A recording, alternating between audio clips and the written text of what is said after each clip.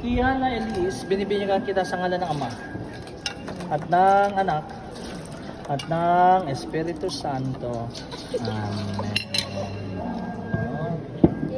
Iyan Elise, magpakatag ka sa iyong pag-isa kay Kristo, hari pa rin propeta ngayon at magpa sa walang hanggan.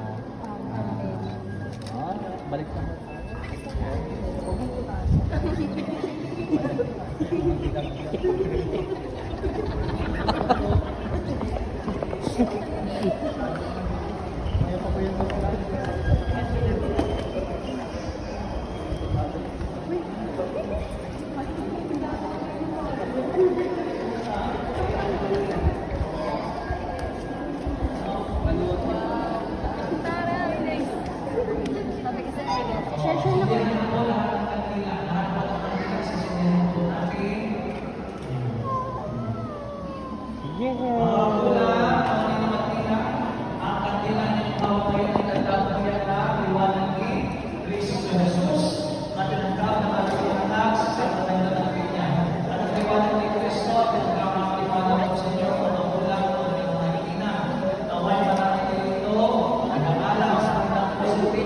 Hanggang sa muli, pagbabalik ni Kristo